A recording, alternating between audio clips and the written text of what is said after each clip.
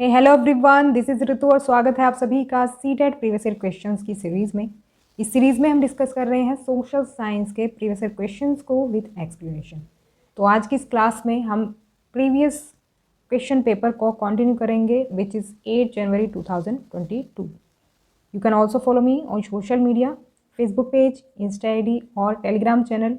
Link आपको description मिल जाएगा, तो डायरेक्ट वहाँ से भी आप ज्वाइन इनको कर सकते हैं। क्वेश्चन है यहाँ पर असर्शन और रीज़न दिया है, आपको सही पहचानना है कौन सा इसमें होगा सही। यहाँ पर सही ऑप्शन की अगर बात की जाए तो ये हो जाएगा option number first, both A and R true and R is the correct explanation of A. Assertion क्या दिया है कि 19वीं शताब्दी के दौरान अधिकांश शिक्षित महिलाओं को घर पर पढ़ाया जाता था। 19वीं शताब्दी में ऑलरेडी बता चुकी हूँ, जो ये आपका इस तरह से लिखा होता है 1800, इसके बाद आपकी 19वीं शताब्दी प्रारंभ हो जाती है। जैसे कि 1801 या 2 या 3 ये 19वीं शताब्दी मानी जाएगी। जिनको नहीं पता है वो 1900 से समझते हैं, जैसे इस तरह से लिखा है इसको वो 1900 समझेंगे, लेकिन ये 19वीं नहीं होगी, ये होगी। क्यों? क्योंकि 18वीं जो सेंचुरी है वो कंप्लीट हो चुकी है 1800 तक। 1800 के बाद अब 19वीं स्टार्ट हो गई है, तो 19वीं शताब्दी होगी इसके बाद।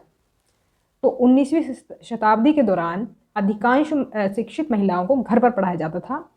और उसका रीज़न क्या दिया है कि 19वीं सदी में ज़्यादातर लोगों का मानना था कि महिलाओं को सार्वजनिक क्षेत्र से दूर रहना चाहिए। तो महिलाओं को वो पब्लिक प्लेसेस से दूर रखना चाहते थे, मतलब ऐसी जगह पर नहीं जाने देना चाहते थे जहाँ पर ज़्यादा भीड़ भाड़ हो, जहाँ पर वो किसी और लोगों के कांटेक्ट में आए। तो यही रीज़न था कि वो महिलाओं को घर पर पढ़ाते थे। तो इसीलिए असर्शन भी सही है और रीज़न भी सही है, तो यहाँ पर दोनों ही सही हो जाएंगे। नेक्स्ट क्वेश्चन है, निम्नलिखित में से किस घटना का असम राज्य से महत्वपूर्ण संबंध है। यहाँ पर सही ऑप्शन की बात करें तो ये हो जाएगा ऑप्शन नंबर 4, स्वदेशी आंदोलन। स्वदेशी मूवमेंट जो है ये रिलेटेड है असम स्टेट से। तो ये मूवमेंट की अगर बात करें तो ये मूवमेंट बेसिकली चला था हमारा जो बंगाल का विभाजन हुआ था, बंगाल का जो विभाजन किया था अंग्रेजों ने, उसके बाद ये चला था जब इन्होंने विदेशी वस्तुओं का बहिष्कार किया था। तो हुआ क्या था, जब पार्टीशन हुआ था इन्होंने ईस्ट और वेस्ट बंगाल को अलग कर दिया था। ईस्ट बंगाल जो था वो असम के साथ मर्ज कर दिया था। तो उस टाइम पर असम के लोगों को कहा गया कि आप जो है स्वदेशी अपनाएं, विदेशी वस्तुओं का बहिष्कार करें। तो इसीलिए हम कह सकते हैं स्वदेशी मूवमेंट जो है आसाम से जुड़ा हुआ है। ऑप्शन 4 यहाँ पर करेक्ट हो जाएगा। नेक्स्ट क्वेश्चन है, दादा भाई नौरोजी की पुस्तक poverty and un British rule in India का व्यापक विषय लगभग किसके बारे में है, ये हमसे पूछा गया है। तो यहाँ पर अगर हम ऑप्शंस देखें तो सही ऑप्शन हो जाएगा ऑप्शन नंबर 3, भारतीय उपमहाद्वीप में ब्रिटिश शासन का आर्थिक प्रभाव, the economic impact of British rule in Indian सब कॉन्टिनेंट। तो दादा भाई नौरोजी ने जो पुस्तक लिखी थी बेसिकली ये इस पर आधारित थी कि जो ब्रिटिशर्स हैं वो किस तरह से हमारा जो धन है वो अपने कंट्रीज़ में भेज रहे हैं और हमें पता भी नहीं है, और जो यहाँ का पैसा है भारत का वो विदेशों में भेज रहे हैं, अपने देश को भेज रहे हैं। तो उसी पर ये पूरी बुक थी, भारतीयों की आंखें खोलने के लिए, एक तरह से उनको बताने के लिए कि ब्रिटिश रूल जो है उसका इकोनॉमिक इम्पैक्ट क्या पड़ रहा है। आगे बढ़ेंगे। नेक्स्ट क्वेश्चन है, मद्रास प्रेसिडेंसी में किस भाषाई समुदाय के लिए पोट्टी श्रीरामुलु एक गांधीवादी नेता थे ये, और 1950 के दशक में एक अलग राज्य चाहते थे और उनकी मृत्यु हो गई। इन्होंने प्रोटेस्ट किया था बेसिकली, उसके दौरान ही इनकी डेथ हो गई थी। तो यहाँ पर सही ऑप्शन की बात करें तो यहाँ पर हो जाएगा ऑप्शन नंबर 3, तेलुगु। तो ये चाहते थे कि जो तेलुगु भाषी लोग हैं उनके लिए एक अलग स्टेट बने। ये गांधीवादी सिद्धांतों के थे, जिस तरह से गांधी जी के विचार थे उसी तरह से थे इनके भी। तो ये अगर मैं स्टेट की बात करूं तो ये स्टेट था आंध्र प्रदेश। तो जिसके बाद आंध्र प्रदेश को बनाया गया, लगभग हम बात करेंगे तो 1953 में ये स्टेट बना था आंध्र प्रदेश, डिफरेंट स्टेट। ये जो थे श्री रामुलु, इन्होंने लगभग 58 दिन जो है फास्ट रखा था, जिसकी वजह से इनकी डेथ हो गई थी। तो उसके बाद फिर 1953 में जो है वो नया स्टेट बना। तो यहाँ पर लैंग्वेज ध्यान रखेंगे कौन सी लैंग्वेज है, स्टेट का भी याद रखेंगे कौन सा स्टेट बना। क्योंकि कई सारी चीज़ें जो है पूछ ली जाती हैं और ये पूछ लिया जाता है कि भाषाई आधार पर जो है कौन सा स्टेट बना था पहला, वो आंध्र प्रदेश ही था। नेक्स्ट क्वेश्चन, यहाँ पर आपको एक तरफ दिया है कि ये जो आपको टर्म्स दी गई है, परिक्रमण, विषुव, घूर्णन या फिर प्रदीप्ति व्रत, और एक तरफ दी गई है इनकी एक्सप्लेनेशन कि किसको क्या कहते हैं। यहाँ पर अगर हम सही ऑप्शन चुने तो आपको यहाँ पर चुनना होगा सही ऑप्शन, किसको हम किससे मिलाएंगे। सही ऑप्शन देख लेते हैं, ये हो जाएगा ऑप्शन नंबर सेकंड। सेकंड के अकॉर्डिंग अगर हम मिलाते हैं तो ये हो जाएगा, ए को हम तीसरे से मिला देंगे, यानी कि जो पृथ्वी अपने अक्ष पर घूमती है उसको हम कहते हैं घूर्णन। Earth movement on its axis called rotation. और अगर हम दूसरे ऑप्शन की बात करें तो दूसरे को मिलाएंगे हम पहले से, सूर्य के चारों ओर एक स्थिर कक्षा में पृथ्वी का घूमना, ये कहलाता है रिवोल्यूशन। देखो, रोटेशन और रिवोल्यूशन में कंफ्यूज नहीं होना है, इंग्लिश में आप कंफ्यूज हो सकते हैं, लेकिन मैं आपको पहचान का एक तरीका बता देती हूँ किस तरह से आप इसको पहचानेंगे। देखो, जब हम किसी चीज़ के चारों ओर घूमते हैं, जैसे आपने गोवर्धन पर्वत के बारे में सुना होगा, उसकी लोग परिक्रमा करने जाते हैं, तो परिक्रमा जब करते हैं तो उसके चारों ओर घूमते हैं। वैसे ही जब पृथ्वी सूर्य के चारों ओर घूमती है उसको कहते हैं क्या, परिक्रमण, और परिक्रमण को कहते हैं रिवोल्यूशन इंग्लिश में। तो अगर आप इंग्लिश में ना पहचान पाएँ तो आप उसको हिंदी में पहचान सकते हैं। और रोटेशन के हिसाब से भी आप समझ सकते हैं, रोटेट करना, जैसे हम कहते हैं ना कि ये रोटेट कर रहा है, घूमना, तो घूमना मतलब रोटेट करना। तो पृथ्वी जब अपनी धुरी पर घूमती है उसको कहते हैं रोटेशन। ध्यान रखेंगे इन टर्म्स का, आपको पहचान होनी चाहिए, इसके बारे में पूछ लिया जाता है। तीसरे को हम मिलाएंगे, ग्लोब पर दिन व रात का विभाजन, इसको क्या कहते हैं, सर्कल ऑफ इल्यूमिनेशन, यानी कि प्रदीप्ति व्रत। सी को हम फोर्थ से मिला देंगे। फिर है पृथ्वी पर बराबर रात और दिन होने का समय, तो ये कहलाता है विषुव, यानी इक्विनॉक्स। जब पृथ्वी पर सूर्य का जो प्रकाश है वो इक्वली पड़ता है तो दिन और रात जो है बिल्कुल इक्वल रहते हैं, बराबर रहते हैं, ना तो दिन छोटा रहता है ना बड़ा रहता है, ना रात छोटी या बड़ी रहती है, तो इक्वल होते हैं दोनों। उसको उस सिचुएशन को हम कहते हैं इक्विनॉक्स यानी विषुव। नेक्स्ट क्वेश्चन है, देखो ये क्वेश्चन बड़ा ही इंटरेस्टिंग है, आप में से जो भी टाइम जोन को समझते होंगे वो इस क्वेश्चन को ईजिली सोल्व कर लेंगे। तो ऐसे देखो इंटरेस्टिंग क्वेश्चंस भी आते हैं, इनको आप इंजॉयमेंट के साथ थोड़ा सीखो, तो आप जब एग्ज़ाम में देखोगे इन क्वेश्चंस को और इसका आंसर जब करोगे ना तो आपको बहुत ही जल्दी ही आंसर आ जाएगा इसका।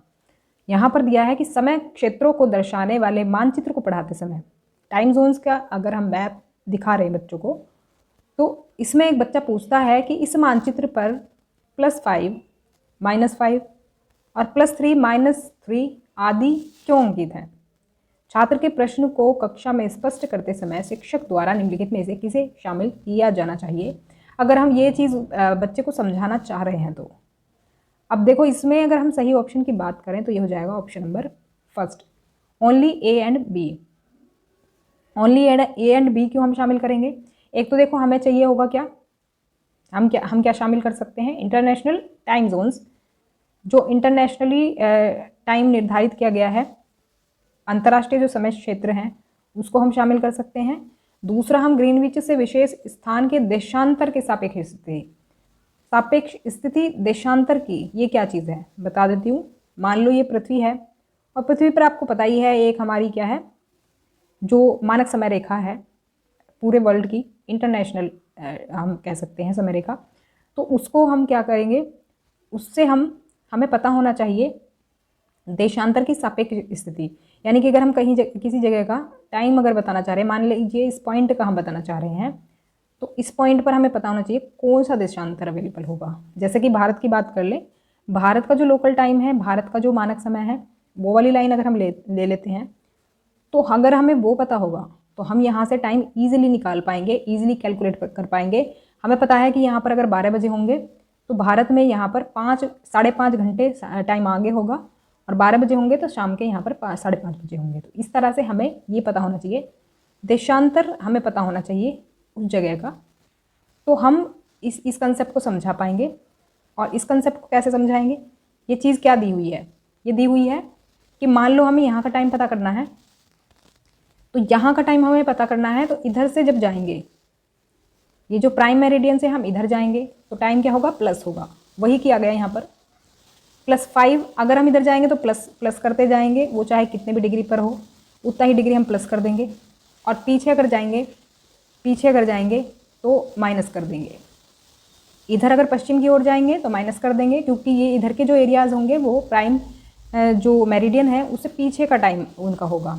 यहाँ पर 12 बजे होंगे तो पीछे 11, 10, 9 इस तरह का टाइम होगा। तो ध्यान रखेंगे, अगर मान लो जैसे कि मैंने आपको यहाँ पर बताया, यहाँ पर जैसे 5:30 बज रहे होंगे शाम के, तो यहाँ पर हम क्या करेंगे 5.5 घंटे प्लस करेंगे अगर हमें भारत का टाइम देखना है तो। अगर मान लो इसी देशांतर पर हमें इधर का टाइम निकालना है, तो यहाँ पर हम जो मेरिडियन पर जो टाइम हो रहा है 12 बजे का, उसमें से 5.5 घंटे हम माइनस कर देंगे अगर हमें पीछे की तरफ जाना है, वेस्ट की तरफ जाना है तो ये चीज़ समझाने के लिए हमें ये चीज़ पता होनी चाहिए। तो यहाँ पर ए और बी सही हो जाएगा। नेक्स्ट क्वेश्चन पर चलते हैं। कोई डाउट हो तो आप मुझसे कमेंट करके पूछ सकते हैं, इसमें टाइम जोन वाले में कोई डाउट हो तो। यहाँ पर ABC 3 स्टेटमेंट्स दी हुई हैं और सबको सही पहचानना है कौन सी स्टेटमेंट यहाँ पर सही रहेगी।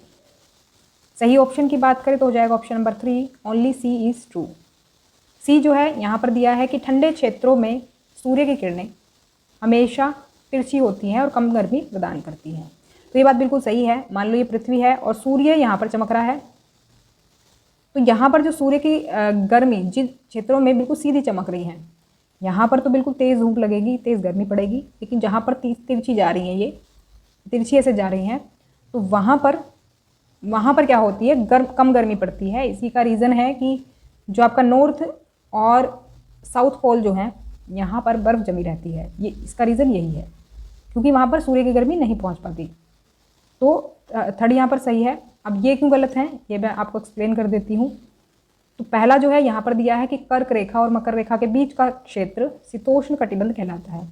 तो ये चीज़ गलत है। ये टेम्परेट जोन नहीं, शीतोष्ण कटिबंध नहीं, बल्कि ये उष्ण कटिबंध कहलाता है। ट्रॉपिक ऑफ कैंसर और ट्रॉपिक ऑफ कैप्रिकॉर्न के बीच का क्षेत्र, इंग्लिश में कहते हैं इसको टोरिड जोन। यहाँ पर मैं आपको दिखा भी देती हूँ। तो ये वाले जोन की बात हो रही है, ये वाला, तो ये वाला कहलाता है उष्ण कटिबंध, टोरिड जोन। और जो जोन हमें बताया गया वो ये वाला है, इसके बाद वाला। तो इसी वजह से ये वाली स्टेटमेंट गलत है। और जो सेकंड दी है वो है विश्व के ऊष्मा क्षेत्रों को देशांतर के अनुसार वर्गीकृत किया गया है। अब देखो, देशांतर लाइनें मैंने आपको बताई हुई हैं कि देशांतर लाइनें कुछ इस तरह से खींची गई हैं। इसको लॉन्गिट्यूड कहते हैं इंग्लिश में। पहचान का तरीका मैंने बताया था याद रखने का। लॉन्गिट्यूड यानी लॉन्ग लाइनें जो हैं, लॉन्ग इस तरह से लॉन्ग, वो हो गई लॉन्गिट्यूड यानी कि देशांतर लाइनें। और जो इस तरह से हैं वो क्या हैं, वो अक्षांश रेखाएं हैं। इंग्लिश में कहते हैं लैटिट्यूड, यानी जो लेटी हुई लाइनें हैं वो लैटिट्यूड लाइंस, अक्षांश रेखाएं।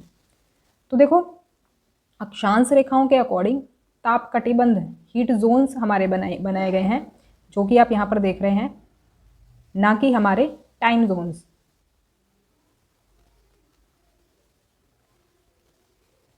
तो यहाँ पर देखो, ऊष्मा क्षेत्र जो वर्गीकृत किए गए हैं ना, ये देशांतर नहीं बल्कि अक्षांश रेखाओं के अनुसार वर्गीकृत किए गए हैं। देशांतर के अकॉर्डिंग टाइम जोन्स वर्गीकृत किए गए हैं। तो ध्यान रखेंगे इसमें, क्योंकि देशांतर लाइनें जो हैं इस तरह की है। और प्राइम मेरिडियन से आप इसको याद रख सकते हैं। प्राइम मेरिडियन क्योंकि टाइम जोन से जुड़ी हुई लाइन है और वो कुछ इस तरह से खींची हुई है। ठीक है, तो तीनों ही आपकी इसमें क्लियर हो गई स्टेटमेंट्स। आगे बढ़ते हैं। बाकी आप जोन्स भी देख सकते हैं। यहाँ पर देखो, ये जो बीच वाला एरिया है ना, यहाँ पर सूर्य की गर्मी सबसे ज़्यादा पड़ती है और यहाँ पर ही सबसे ज़्यादा बारिश भी होती है। इसके बाद वाला जो जोन है, यहाँ पर सूर्य की गर्मी कम पड़ती है, मतलब मध्यम कह सकते हैं, मध्यम पड़ती है। और ऊपर वाला जो है, यहाँ पर तो सूर्य की गर्मी बिल्कुल नहीं पड़ती है, जिसकी वजह से बर्फ़ जमी रहती है यहाँ पर। नेक्स्ट क्वेश्चन है, एक शिक्षिका अपनी कक्षा में मानक समय के विषय पर चर्चा करना चाहती है और इस चर्चा के लिए निम्नलिखित में से कौन सी सबसे उपयुक्त अवधारणाएं हैं। तो यहाँ पर हमें देखना है कि कौन सी चीज़ें जो है हमें इंक्लूड करने की ज़रूरत है अगर हम मानक समय पर चर्चा करना चाहते हैं, स्टैंडर्ड टाइम के ऊपर अगर हम चर्चा करना चाहते हैं। तो यहाँ पर सही ऑप्शन अगर देखें तो सेकेंड ऑप्शन सही हो जाएगा, B, C और D। हमें टाइम जोन के लिए चाहिए होगा क्या, देखो अभी मैंने लास्ट क्वेश्चन में भी आपको बताया था कि टाइम जोन किससे हमारा बनता है और हीट जोन्स किससे बनते हैं। तो यहाँ पर देखो, अक्षांश नहीं होगा, क्योंकि यहाँ पर जो अक्षांश रेखाएं हैं उनसे बनते हैं हीट जोन्स। तो टाइम जोन का इसमें कोई मतलब अक्षांश रेखाओं का कोई रोल नहीं है टाइम जोन में। तो देशांतर इसके लिए हमें चाहिए। विशेष स्थान का देशांतर, यानी जो प्लेस है वो कितने डिग्री पर अवस्थित है, 3 डिग्री पर, 4 डिग्री पर, या फिर आपका 90 डिग्री पर, कितने भी डिग्री हो सकता है, वो पॉइंट में भी हो सकता है। और स्थानीय समय में चाहिए होगा लोकल टाइम, जैसे मान लो इंडिया का हमें चाहिए तो इंडिया का हमें लोकल टाइम चाहिए होगा। लोकल टाइम हमारा एक ही जो मिर्ज़ापुर से रेखा जाती है होकर के इंडियन स्टैंडर्ड टाइम वाली जो रेखा है वो होकर के जाती है, तो उसके अकॉर्डिंग हम टाइम निकालते हैं। लोकल टाइम हमें ज़रूर चाहिए होगा, नहीं तो हम गलती कर सकते हैं। कैसे कि अब देखो भारत जो है, भारत लगभग इतनी जगह में फैला हुआ है, ये मैं आइडिया के लिए ऐसी बना रही हूँ, मैं एग्जैक्ट नहीं बना रही हूँ। अब देखो इसकी तो इतनी चौड़ाई है भारत की, तो अब देखो यहाँ पर अलग डिग्री होगा, यहाँ पर अलग डिग्री होगा, यहाँ पर अलग डिग्री होगा, यहाँ पर जो देशांतर लाइनें होंगी ये तो अलग अलग होंगी ना, इसलिए हमें लोकल टाइम चाहिए कि लोकल टाइम जो उस जगह का है, मान लो हमने अगर ये लोकल टाइम रखा यहाँ पर 5 बजे होंगे, तो यहाँ पर भी तो 5 बजे होंगे और यहाँ पर भी 5 बजे होंगे। लेकिन अगर हम लोकल टाइम नहीं लेते हैं, उसको स्किप कर देते हैं और चीज़ें ले लेते हैं, तो हम डिग्री के अकॉर्डिंग टाइम निकालेंगे, जो कि यहाँ पर टाइम अलग रहेगा और यहाँ पर टाइम अलग रहेगा, यहाँ पर टाइम अलग रहेगा, इसलिए हमें लोकल टाइम भी चाहिए होगा। इसके लिए डी बनता है यहाँ पर ग्रीनविच के संबंध में जगह का तुलनात्मक स्थान, जो कि मैंने आपको लास्ट स्लाइड में भी बताया था। जो ग्रीनविच लाइन है, मान लो ग्रीनविच लाइन ये है, तो यहाँ से हमें जो है उस जगह का तुलनात्मक भी देखना होगा, कितने डिग्री जो है यहाँ पर वो अवस्थित है, यहाँ पर या तो फिर पीछे की तरफ वेस्ट की तरफ वो कितने डिग्री पर है। जब हमें डिग्री पता होगा तभी तो हम उसको कैलकुलेट करेंगे, जैसे कि मैंने आपको कैलकुलेशन बताई भी थी, 1 degree is equal to 4 minute. फिर डिग्री को हम उसे मल्टीप्लाई कर देते हैं मिनट से, जितने भी डिग्री होगा, मान लो 10 डिग्री पे निकालना है तो 10 को 4 से मल्टीप्लाई कर देंगे, वो मिनट में टाइम आ जाएगा, उसको आप आवर्स में भी कन्वर्ट कर सकते हैं। तो हमें ये 3 चीज़ें चाहिए होंगी अगर हमें मानक समय पढ़ाना है तो। नेक्स्ट क्वेश्चन है, निम्नलिखित में से विषम का पता लगाएं, मतलब ओड वन हमें निकालना है इन 4 ऑप्शंस में से। ओड वन की बात करें तो इसमें हो जाएगा ऑप्शन नंबर 4 टाइडल रेनफॉल। देखो जो रेनफॉल है वो 3 टाइप का होता है और तीनों टाइप यहाँ पर दिए हुए हैं, तो तीनों टाइप से अलग जो भी होगा वो हमारा क्या हो जाएगा, ऑड वन हो जाएगा, जो कि विषम इनसे अलग हो जाएगा। तो ये तीनों टाइप की जो बारिश होती है इसको हम एक बार देख लेते हैं। तीनों टाइप की जो बारिश है मैंने यहाँ पर लिख दी है, ये एक तो होती है कन्वेंशनल रेनफॉल यानी संवहनीय वर्षा, पर्वतीय वर्षा और चक्रवाती वर्षा। तो संवहनीय वर्षा की बात करें तो ये जब होती है जब पृथ्वी की सतह से गर्म हवा जो है जलवाष्प के साथ ऊपर की ओर उठती है और अधिक ऊंचाई पर पहुंचे पर संघनित हो जाती है।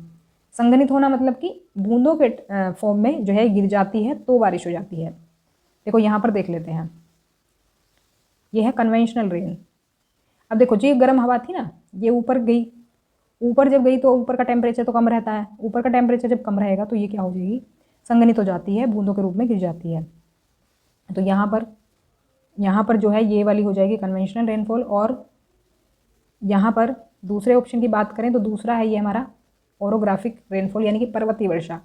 जो पर्वत जो है एक तरह से बाधा का काम करता है, ये हवा यहाँ से जा रही है तो ये उधर नहीं जा पाती है, दूसरे तरफ नहीं जा पाती, तो जिससे ये ऊंचाई पर पहुँचने पे क्या हो जाती है, संघनित हो जाती है ये भी और फिर बारिश हो जाती है। यहाँ पर तीसरे टाइप की है साइक्लोनिक रेनफॉल, ये होती है जब ठंडी और गर्म हवा एक साथ मिलती है तो वहाँ पर साइक्लोनिक रेनफॉल होता है। तो यहाँ पर भी मैंने कुछ ऐसा ही लिखा है, तो यहाँ से आप देख सकते हैं इसको। नेक्स्ट क्वेश्चन है, ऋतुओं के परिवर्तन के संदर्भ में इन 2 कथनों पर विचार कीजिए। 2 कथन दिए हुए हैं जो कि चेंज ऑफ सीजन्स से जुड़े हुए हैं और सही ऑप्शन यहाँ पर देख लेते हैं। सही ऑप्शन हो जाएगा 3rd, both A and B are true. पृथ्वी का जो घूर्णन अक्ष है, घूर्णन अक्ष जिस पर पृथ्वी घूमती है उसकी कक्षा के तल के सापेक्ष झुका हुआ है, तो ये सही है। अभी समझाऊंगी क्या है ये। और पृथ्वी का परिक्रमण और उसकी धुरी का एक निश्चित दिशा में झुकाव ऋतुओं का कारण बनता है, तो ये भी सही है। देखो अब इसको देख लेते हैं पहले पॉइंट को। सबसे पहले पृथ्वी का घूर्णन अक्ष जो है ये है पृथ्वी का घूर्णन अक्ष, ये वाला। तो आपको पता ही है पृथ्वी जो है 23.5 डिग्री झुकी हुई है। देखो ये रहा ये वाला गैप, ये झुकी हुई है, झुकाव है ये, और ये झुकी हुई है, ये इसको हम कहाँ से मेज़र करते हैं, ये यहाँ से मेज़र करते हैं हम। ये होता है पृथ्वी का कक्षीय समतल या फिर इंग्लिश में कहें तो ऑर्बिटल प्लेन। इसमें कंफ्यूज नहीं होना है, इससे रिलेटेड क्वेश्चन बहुत बार पूछा जाता है। तो ये जो हम डिग्री मेजर करते हैं ना ये यहीं से करते हैं, ये ऑर्बिटल प्लेन है ना, यहाँ से हम ये डिग्री का मेजरमेंट करते हैं, ये जो डिग्री हमने मेजर की है। और ये वाला जो हिस्सा है ये 66.5 डिग्री होता है। तो यहाँ पर दिया है ये तो हमने देख लिया पहला वाला। अब दूसरा जो है ये है कि पृथ्वी का परिक्रमण और उसकी धुरी का एक निश्चित दिशा में झुकाव। परिक्रमण यानी कि जो सूर्य के चारों ओर पृथ्वी घूमती है, सूर्य के चारों ओर घूमती है, तो वो जो टेम्परेचर है ना उसका वो बदलता रहता है। कभी पृथ्वी जो है सूर्य के नज़दीक आती है, कभी दूर जाती है, कभी सूर्य का प्रकाश बिल्कुल सीधा पड़ता है। तो ये चीज़ें जो है क्या है कि पृथ्वी पर जो है मौसम के बदलाव में जो है ये मदद करता है। तो मौसम इसी वजह से बदलता है। दूसरा रीज़न क्या है कि पृथ्वी का जो झुका हुआ होना, तो ये दोनों ही रीज़न हैं जिसकी वजह से जो सीजन्स हैं उनमें बदलाव आते हैं। तो यहाँ पर ये दोनों ही रीज़न दिए हैं, बी में ये भी सही हो जाएगा।